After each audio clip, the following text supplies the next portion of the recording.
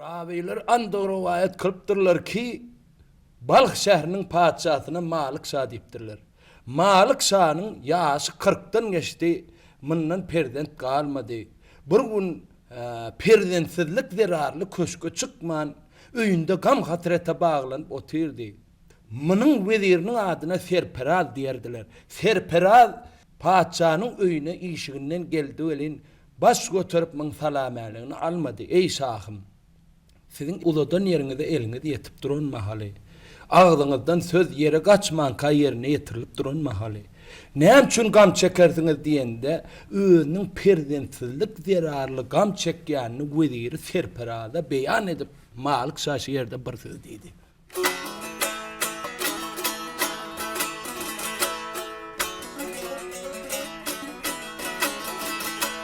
Meniň derdim hiç kimde ýok bilip al, meniň derdim hiç kimde ýok bilip al.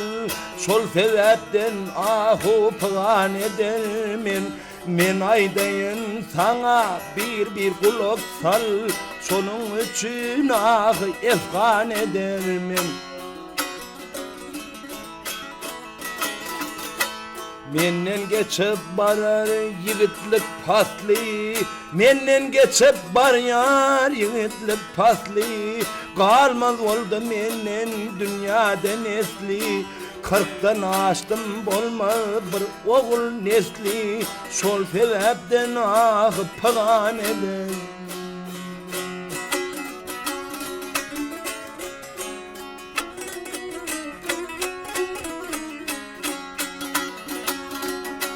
Malik Şah deri yoktur meniň aramym, Malik Şah der bolmaz meniň aramym. Oglan bolsa bolar göwnüm karaýrym. Beýerlerde yoktur meniň durarym, onuň üçin ah pygan ederim. Şol sebäpden ahu efgan edermen, onuň üçin ahu pygan ederim.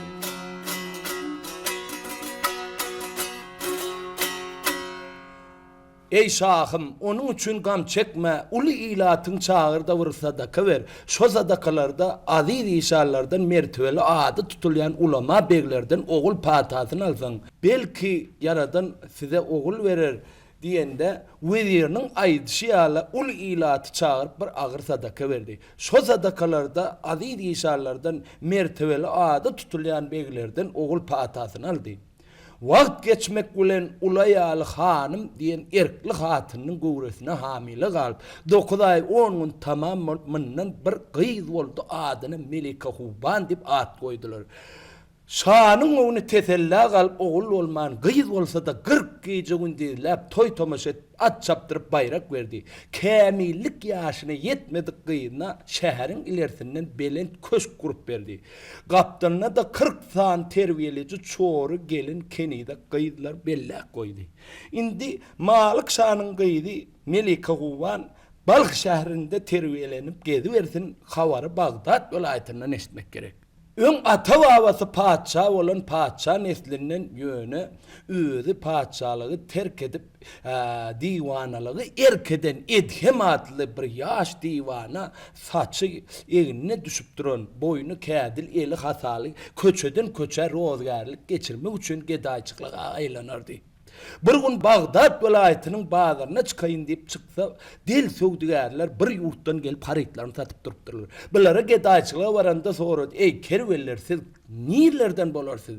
Bular aýtdylar: "Biz Balx ýurdundan bolarsyz. Balx ýurdunda ziyaret kılar ýaly öwliýalar, bizruklar barmydyr?"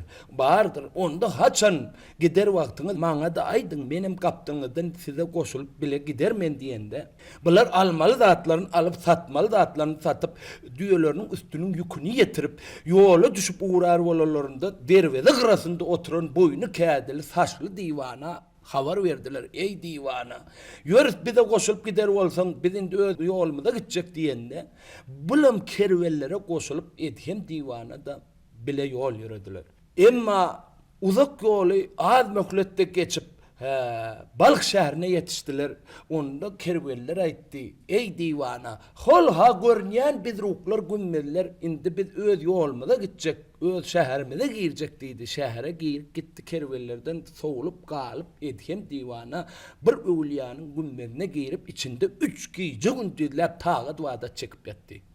4-nji güne uranda edhem divana aýtdy: "Açlygymdan içegäme üzülere geldi" diýdi. Bu navele şäher hem bolsa, ama munyň köçelerine bir rozgarlyk geçirmek üçin çykaýyn, aýlanaýyn men diýip 4-nji güni ertir namazlaryny okap, gümmezden çykyp şäheriň ul köçesine dogurlandy. Dogurlanyp köçe ortasyna ýetip berende adamlar zig uran bakyn taraplarına tarap gaçyp aýlanyp börler. Onda bir gaçyp barýany tutdu da divana: "Ey saýly, nine gaçyp barýan? Sizde kaçmak adat mı bu şehrinizde? Zirde uğran olup yoğunuz. Ey boyunu kədil saçlı divana, senin saçın iki tarafa da kanırttırmacak olun kaç bir yana dedi. Kaçman da ne mi? Bizim paçamın atlısı oval et geçip gitti, sen görmedin mi onu? Yok. Bizim paçamın kıydı Melike Huvan hammamdan gelýär. Ol şu köçäniň uğrundan geçecektir. Şu geçen mahaly köçede yekece zaly jemende hayvan insan görünse baş kesiljektir. Baş kesilenem iyi soraksızdır diýip geç gittiler yani. Sen bärde dursan kellesiz bolarsın. Kaç bir yana divana diýende onda kaçıp barýany makullap görüňok, mene kaçıp barýany menem diýip bilelikde kaçan ol paçan gyýy diýen sözi eşden soň edhem divana ýankydan sowulup galdy da bir haýatyň aňyrsyna böküp haýatyň ýargynyň seredip durdy köçä tarap. Bu nähil gyýykamyň husn jamalyny görüp bolmazmy ka diýen pikir bilen. Bir haýokdan soň köçe ýalkym saçyp gitdi. Görse Melike Huvan gelýär şanyň ýygy hammamdan suwa düşüp. Bir nermaýany kejewläp gurupdyrlar. Nermaýanyň ozal ha fera perdesi. Soň öz ýüzünde 71 gat perde bar Melike'niň. Aşağında 40 gat çymylgan. Bir gapdanda terbiyelici 40 sany çoğru gelin gyýyt. Bir gapdanda ketbi kunär öwrediji 40 sany gyýyllar. Öňünde hem ýyzynda 40 sany gyzyleňek ýaş ýigitler, gyzyl ýüz ýigitler iki tarafa kılıçlaryny aýlak gelýärler. Ýylanyň gurugyndan tutan ýal bir-birine degirmesi. Hemmesi düýäň aýagyna aýaklaryny goşup şıvırt dedip goşuluşyp gelýärler. Edhem divana haýatyň aňyrsynda seredip durdy. Edhem divana gollaryny asmana götürüp dilege başlady. Ýeliň piri Mir Haýdar özüňden medetdir. Şo gyýdyň ýüzüni tuwele getirdin, şemal döredip şo gyýdyň ýüzüni açyp maňa görkezginiň diýip dilege etdi. Mir Haýdar ýokardan tuwele taýaklap geldi de şemal bilen ýanky nermaýanyň daşyndan bir gedek aýlandy da nermaýanyň ozal fera perdesini ýokary galdyrdy. Ondan soň nermaýanyň içine tuwele şemal girdi de öz içine dolap aldy Melike'nde ýüzündäki 71 gat perdäni ýokary şawrt götürdi. Saçlaram ilk ýaly dimdik boldy. Edhem divana haýatyň aňyrsynda seredip durdy bilen göz-gözüne düşdi bilen o dollugynyň içiň arkan wadaryň diýip agdyrlyp özünden gitdi. Bir haýokdan soň geç giderlerinden soň özüne geldi de "Vay Melike Huvan" diýip üstüne gum sepelap turdy bilen. Onda köçän ket tudasy bir adam gelip "Ey divana, sen biziň paçamyň gyýynyň adyny tutýan üçün paçaň ýanynda onuň adyny agda bilen ok. Sen näme işläp berdiň bu taýda? Wah, wezirleriň ogly oňa aşkuzar emesdirler. Men oňa aşkuzardyr men. Häziriň özünde Melike üçün başym kesildi razdyr men. Melike Huwanyň bolýan köşküni ornuny salgy beriň maňa diýip gurup ýykylykla berdi. Bar ölesiň gelýän bolsa, şäher çetinde köşke bar diýdi. Şu taýda saçyny selkildedip, boýunda kädinem üzüp taşlap, ılgap bardy bilen iki sana garawul dur işiginde. Girmek o mu ka diýdi? Ha gel diýdi. Kelläňi desi gelse diýdi. Ýokarsyna nazar saldy bilen bir köşküň üstünde hat ýazygy durupdyr. Kimde kim bu dünýä ýeten adam muşakkatlyk çekip öz arzunda bolan kişi ahir iru geç magsadyna ýetir diýilip ýazylypdyr. Ihlas etsem arzumy ýetjegmi ýaly diýip şo taýda lapyr elini açyp oturup berdi gedaçylga. Erterden agşama deňeç köşkün kırasında oturup, köşkün ağzına karancaklap, Melike'nin yüzünü görübiler mi kam deyip, hava bir çıkıp girse de olyana deyip seyredip, akşama molya velim barıp Evliyanın gümbezinde hug deyip yatıp ertesi hak deyip turup yine şehre gelip şu Melike'nin dervedesinin kırasında oturup Melike'nin didarını görübiler mi kam deyip önünün karşı çıkan adamın bırağından dilep bir gün aç bir gün dok Melike oğanın köşkülün gümbez ortasına 7 yıl katını deyip. Bir gün oturup ağladı PKK verdi gari. Men 7 yıllap Melike'nin yüzünü göraydım deyip katnadım. Görayım deneme, ol menin aşıktığım bilen ok. Yine 14 yıl katnadamam şunun ütköşkülük olmalı. Bu yağdaydana ölüm yağsıraktır. Yaşımam kartaşıp gidişip var ya. Doğru atası malik şanın ayağını yıkılıp kıyın sorayın. Hala öldürsün, hala koydursun, ol öz iş deydi de. Ertir namazlarını okap, gümmeden çıkıp şehre girip baraya Melike'nin köşküne soğulmalı, soğuttan soğulman ağırlığına şehrin ortasına doğrulandı, padşah Malik Şah'ın köşküne yetişti. Peryadır kıygırdı veleyim, 2 tane karavul, yasavul haber sordu. Padşah bir boynu kədil, el hasal, saçlı divana sizin yanına soraya koyverelim mi? Koyverin dedi. İçeri vurk girdi. Sağ kaptan da Temirhan Serdar, çep kaptan da Serperaz veziri, 300'ü oturdu. Taxtta da Malik Şah. Haydin padşah dedi girişine. Malik Şah men. Ana sen olsan deyip yere yıkıldı da emedeklap barıp ayağına yıkılıp öz içini gepletti. Ay nem olsak bolarsa kayın nur sonra kalal içimizde kalmasın deyip Malik Şah'ın ayağına yıkılıp kayın sonra bir söz dedi.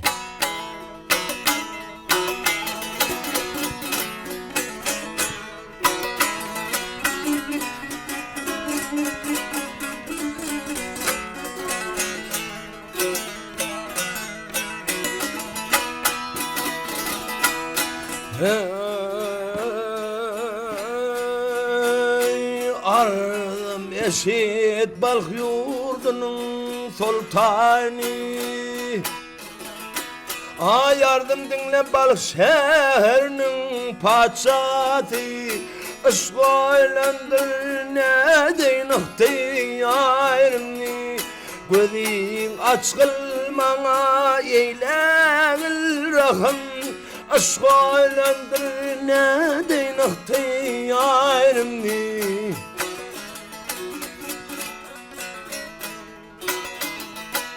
Şahım menin ardı halim sormasan Melikeni mana nikah kılmasan Gönlüm avlat menin dua almasan Aşkaylandır ne deyin ihtiyarımni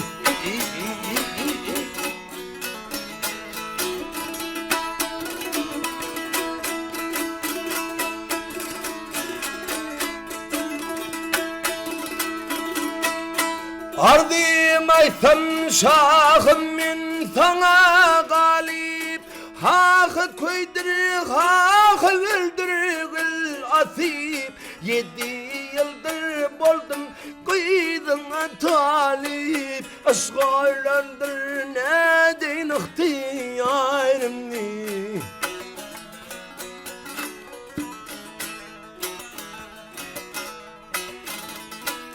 Melike diyerler bir şahı peyker Etkenin maksadı güldür ver Onsuz gerekmezdir hür periler Aşkaylandır ne deyin ihtiyarımni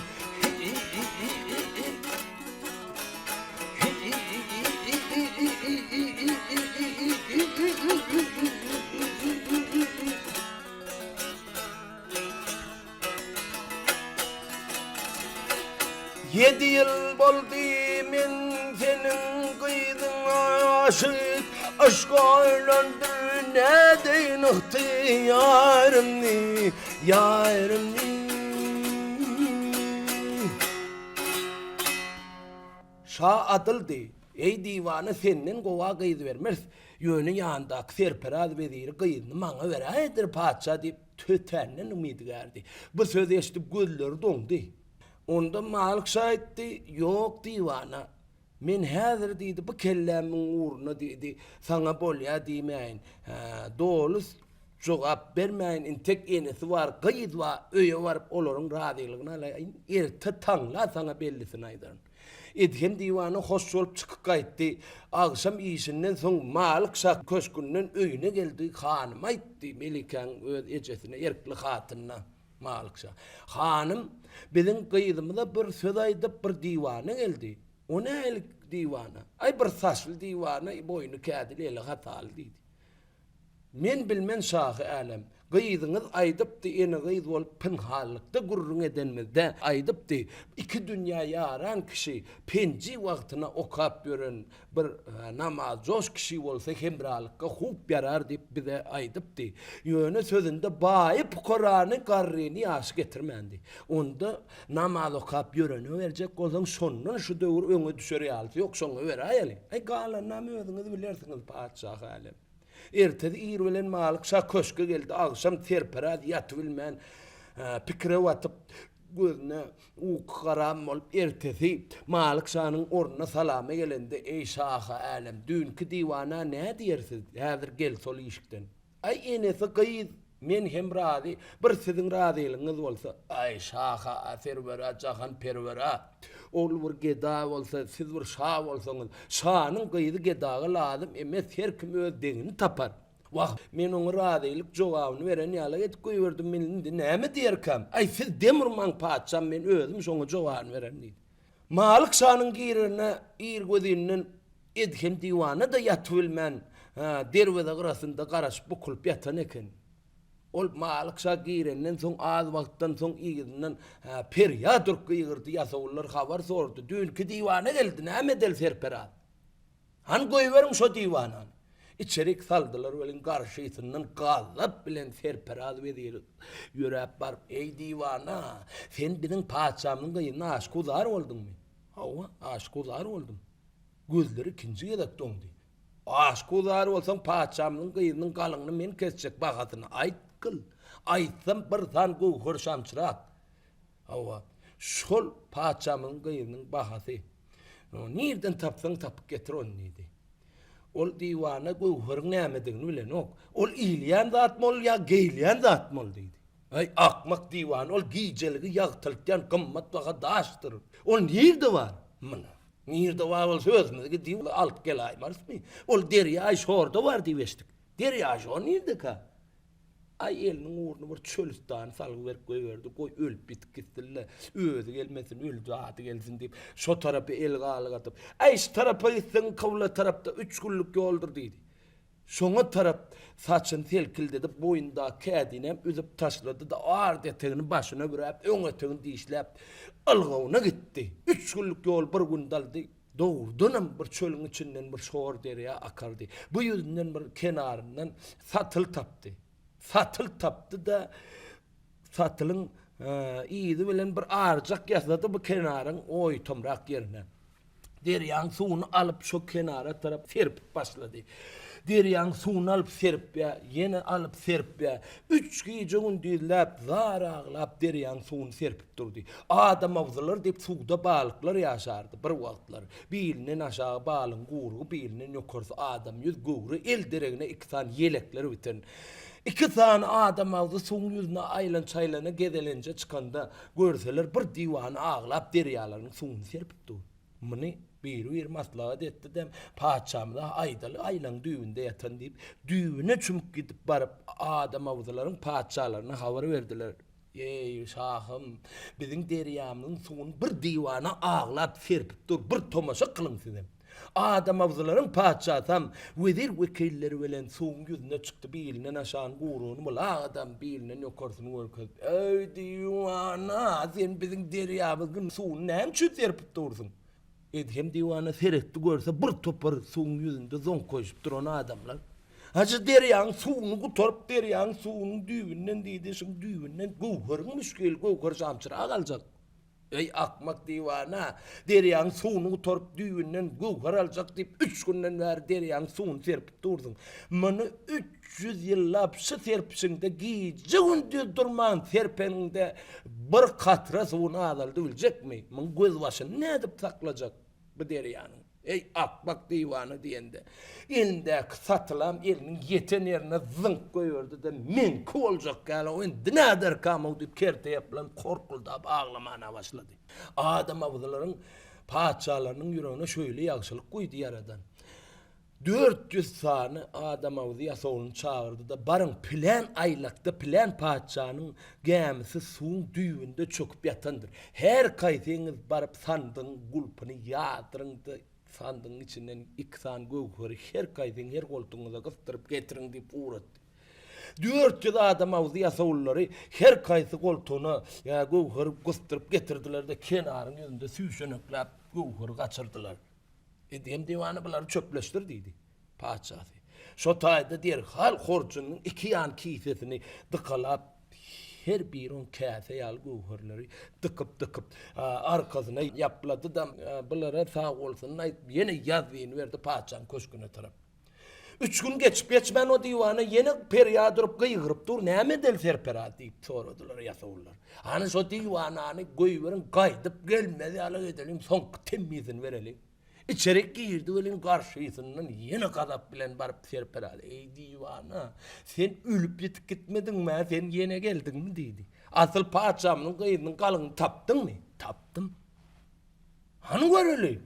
Horcunun yüzünden birine la adam kürsünün üstünde koydu velin der ha köşkün içi yalpıldap münevver saç gitti.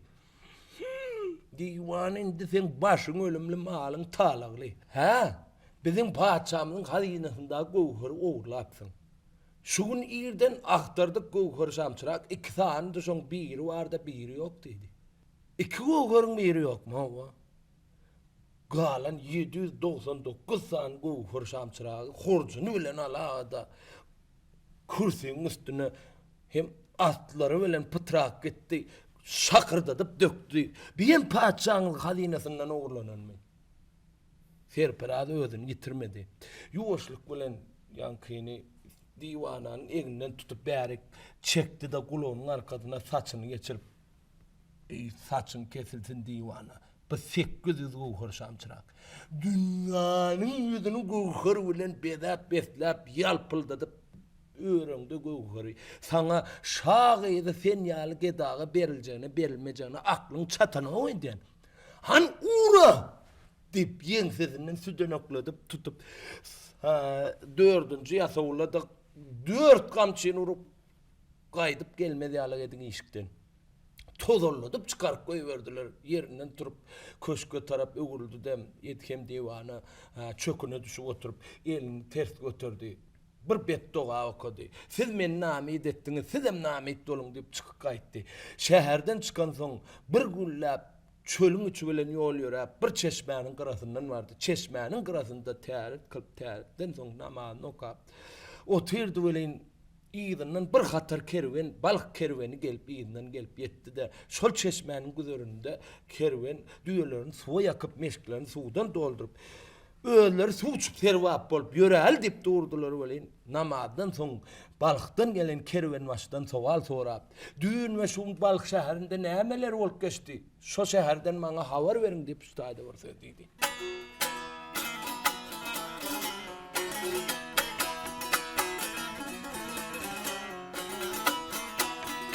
Ey kervenler kalın masal balık yurdundan eline söller var o. Men gariban kalın beyanay ol şehirde ne gepler var o.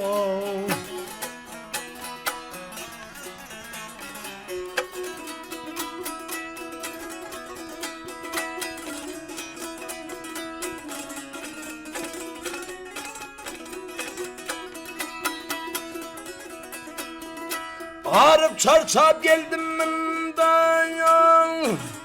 Ey men molayın size bendeler. Başta selledir tendecinde balık yurdunda ne söller var ey.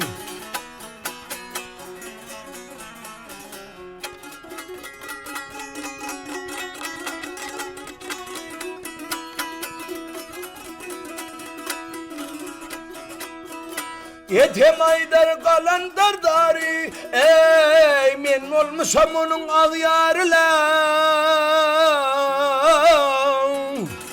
Men isterin yana söver yari, balk yurdunda ne sözler var ey.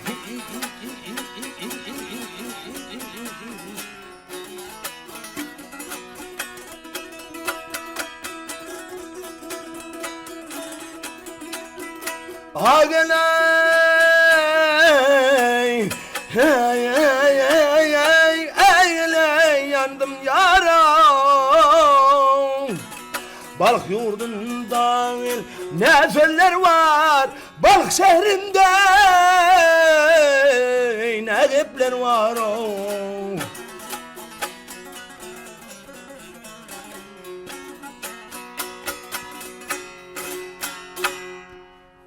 Ey divana balkı sorama bizden. Özün yalvar akmak divana paçamның kıyına aşık olupdur. Ona bir san gövhür şamçırak salgıt salsalar o biçare bir yerlerden 800 santim tapıp getiripdir. Ol divananam bir serperaz atlı vezir vurup kovanmışın.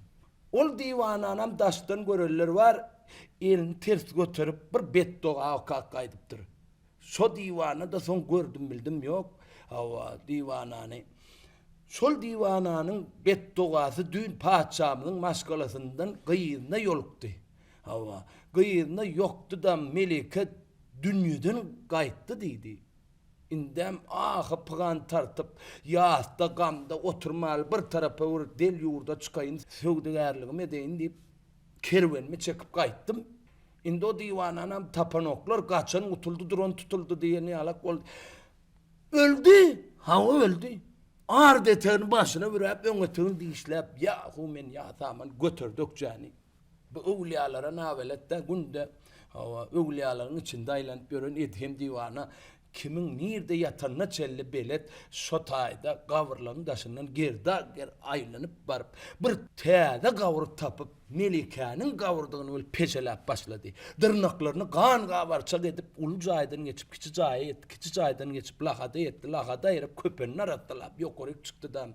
Ya yaradan gudratyňa döneýin, şuňa bir gaýdyp bir janyny alan janyny berin diýip dileg etdi. Şo taýda hawa alınan jan iýine gaýdyp Melike'nin agzyndan jan girdi welin askryp turdu görse bir divana ağlap oturan göz ýaşy ýüzünde jomp damp durupdyr.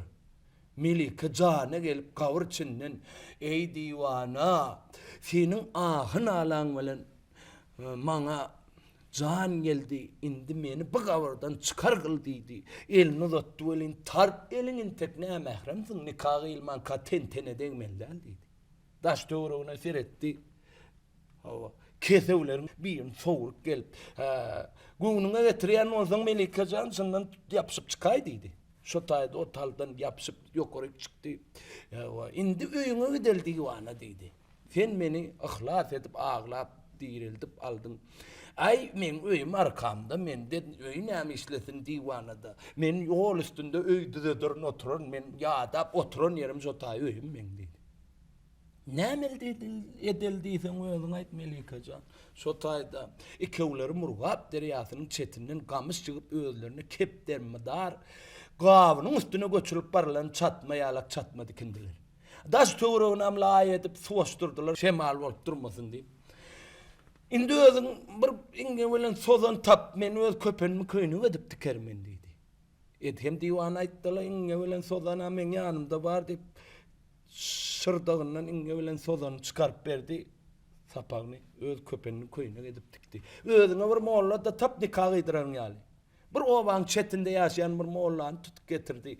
Nikahyny ýdyryp mollany uradyndan soň şo çatmanyň içinde Melike uwany bagyna basyp gujogyna gysyp husny jamanyna bakyp indi şu sypat döwran sürüp ölsekmi armany kimiz dedi. Ştaýda bir söz diýdi.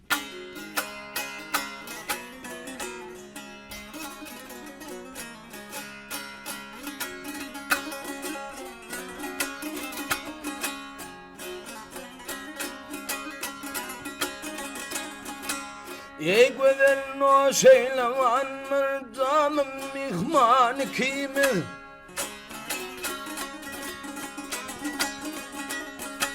Ey güzel no şeylevan var Şam döran kimil Hemişin öyde olup bir Şam mihman kimil Kol tutulsam eylelim seyran kimil Her zaman içre kalıp bir rahtu peyman kimil Şu hile döran zürüyüp ölsek ne yarman kimil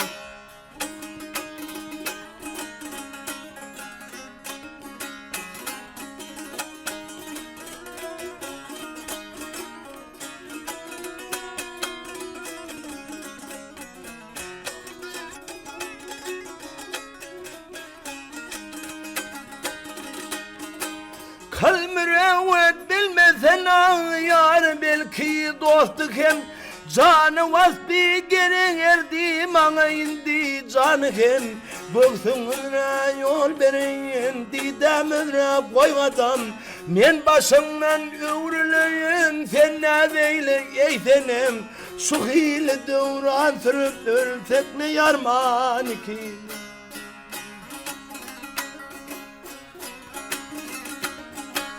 Padişah sen dostum men hoş tağını yer bar edip Kâhı coşup, kâhı kalıp, kâhı karab, kâhı Kâhı kâhı içip bir fina bilen lebelep Şu hile devran sürüp ölsek ne yarman kim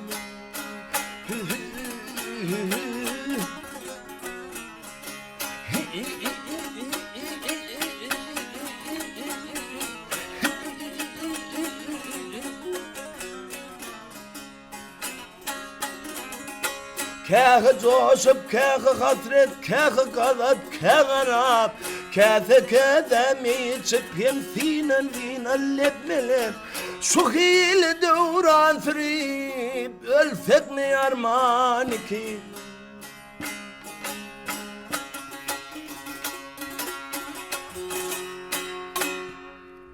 Bular sol çatmada devran aşrede mail oldu.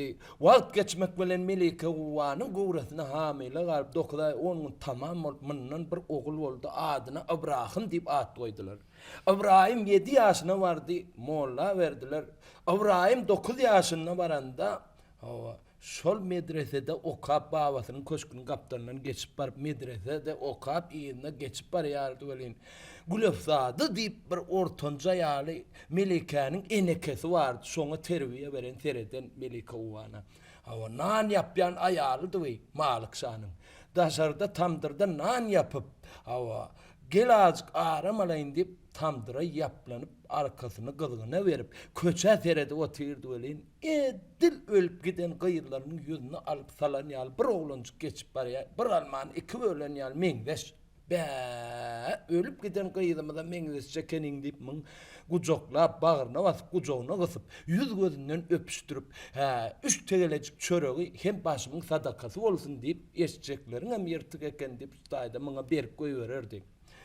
Mınam bir içki tuğlura kenedeklerden biri gördü de tersa düşünüp Gülefzade ölen Edhem divana bir sırlı işleri vardır. Bulmasa Edhem'in oğlu Orayma 3 nan ver koyuvermezdi. Mını varıp bir hanıma yamallayın deyip hanımın varıp ayağını yıkılıp yankı kenedek ey hanım Gülefzade ölen Edhem divana ikisi pınhan duşya sebebi Edhem'in oğlu Orayma günde 3 tegelek çöreği ver koyuveriyor. Bir yerde bir sır var olsun gerek deyip stayda zırracı yalan söylep yok şumluk bahanalar veren hanıma yamallap yankı kenedek bir söz deydi.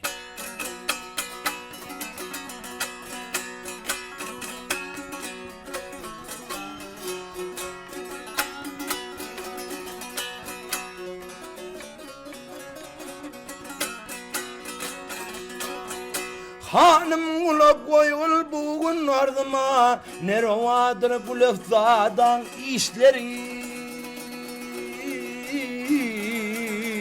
Edhem bilen katnaşarlar dinmayan Gece gündüz Ayşe'ye tapa işleri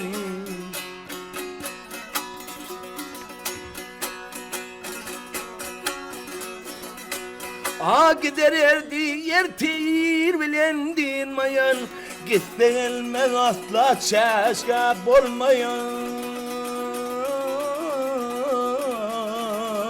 Etken bilen katnaşıkta din mayan, gece gündür Ayşe'ye sapa işler.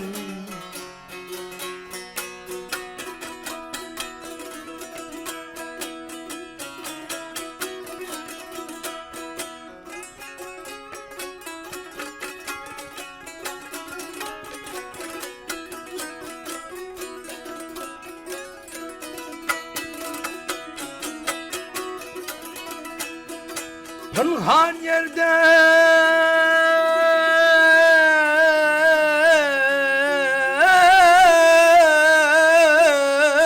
ikisini men tuttum. Pınhan cayda ikisini men tuttum. Kutalı kaçtılar almayan kaldı. Manu görüp bugün seni art ettim.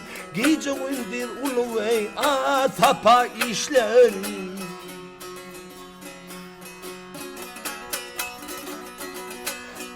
Gece gündüz ayış aşret işleri geley.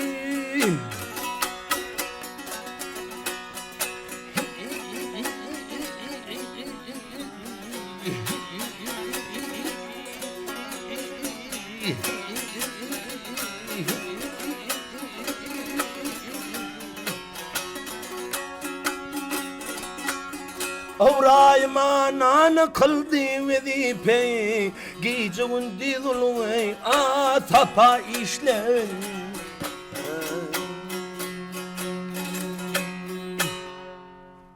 Oho, onun yalak bet işleri ediyen olsa Gülefzadanı barınçtayık getirin men aldıma deyip 4 çoruyunu uğrattı hanım.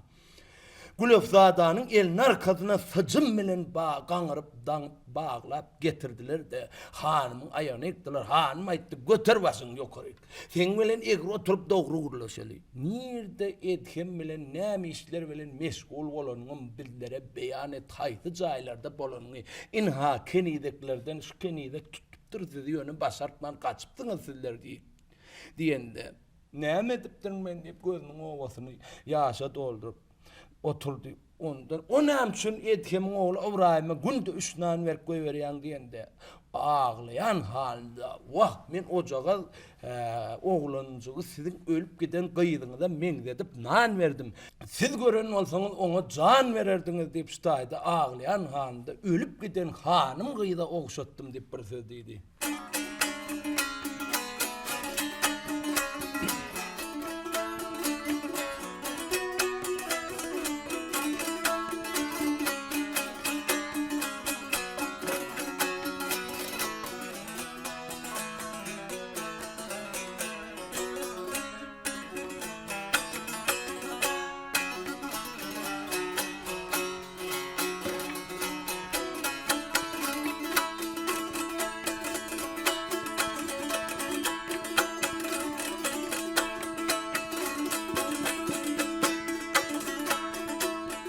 Ey hanım kulak koyul buğun ardıma,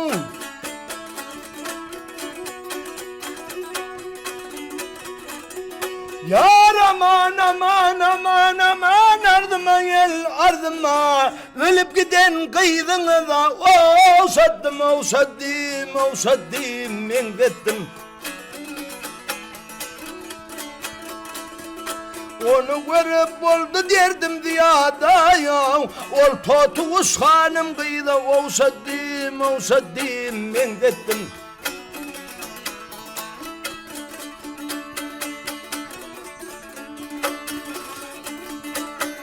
Günde barıp yollarımda durmasam, tapkanımni ona yeltip vermesem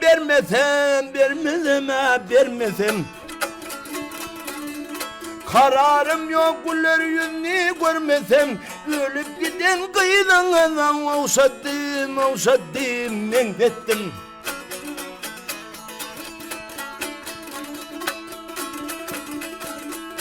Gülefada aydar verdim hanımni. Aman aman aman aman hanımni. Sen varaysan birer erdin canını canını ey canını ey canını. Ey bir hem erdim gövherimi kanımni ey kanımni. Ölüp giden orta yaşlı kıydın sattım.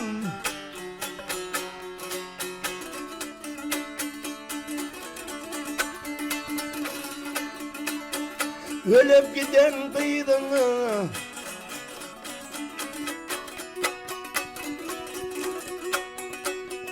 yitip giden hanım kıydın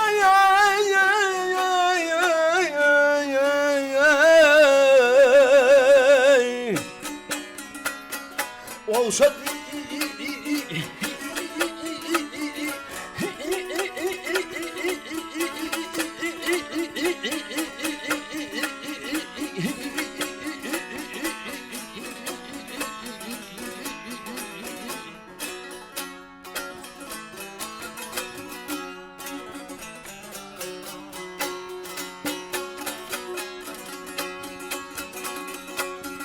orta yaşlı kıydın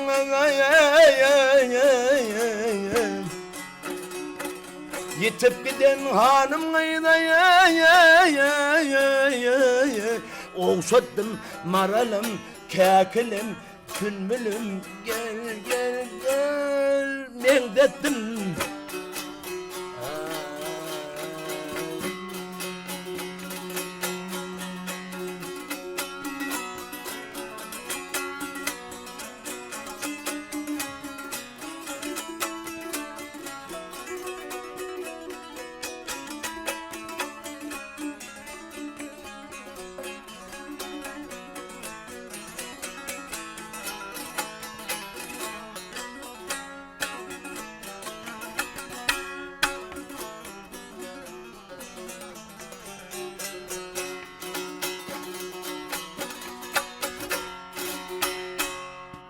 Bu sözleri eşten hanım aytdy.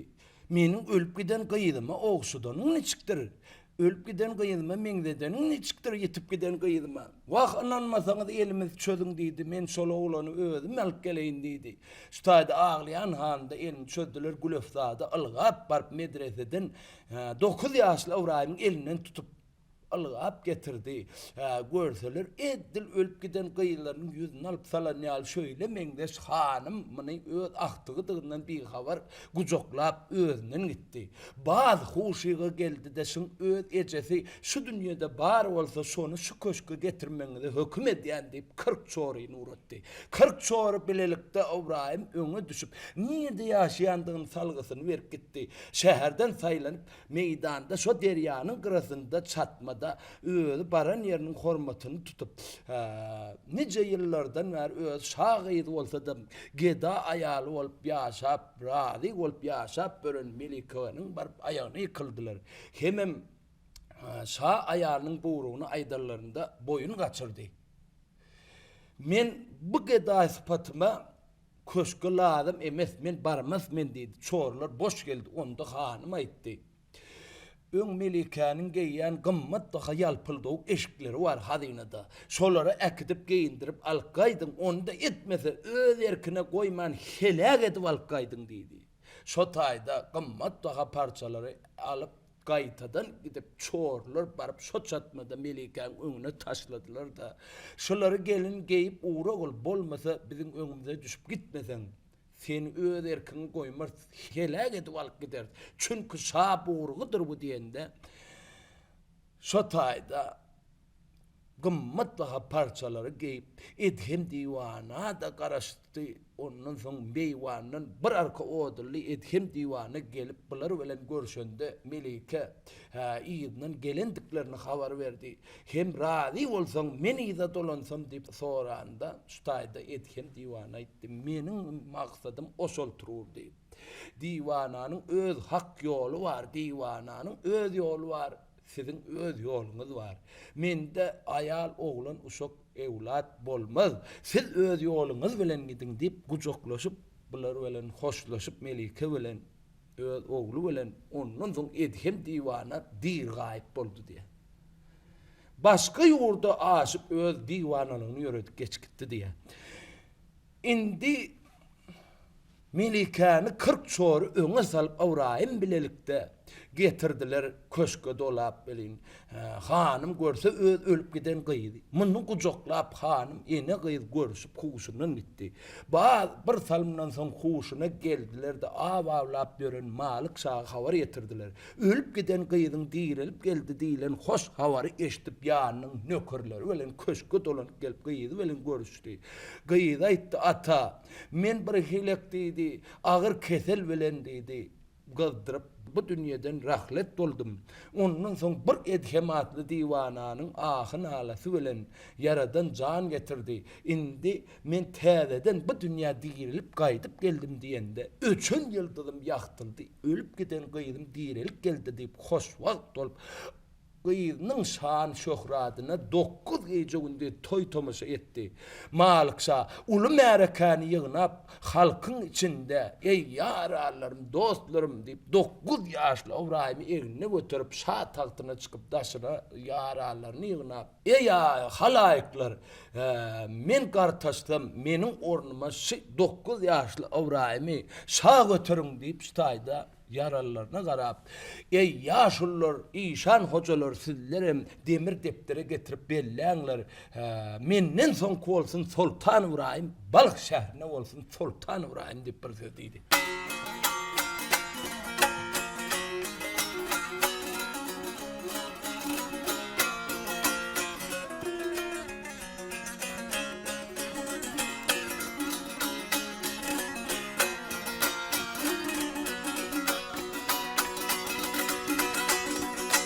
Vesiyetimi kabul edin yaralılar.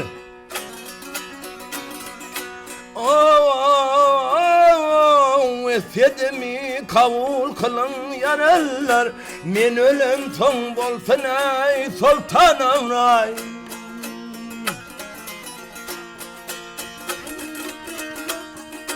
Ulu keçi duran aziz şallar, Balyk ýurduna bolsun ey Sultan Awraýym.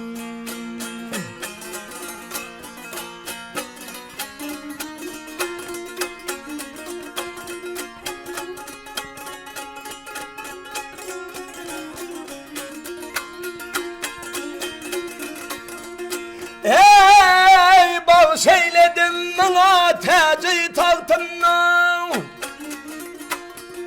Gel gel gel gel tahtın nevi, malım mülküm hemme yay bolan rahtın.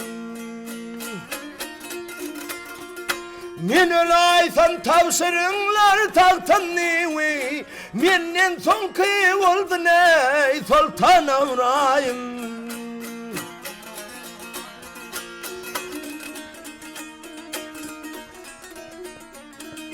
Malyk şader şayat bolup oturun, ak sakallar demir depderi getirin. Men ölaysam bu tagtyma mindirin, Balyk ýurduna bolsun ey Sultan Awraýym. Vah ýaly,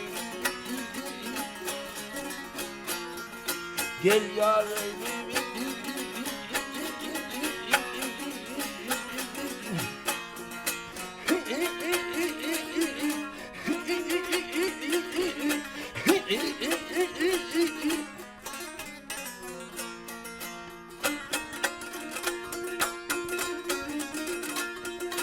Balyk ýurduna bolsun Sultan Awraýym, menden soňky bolsun Sultan Awraýym.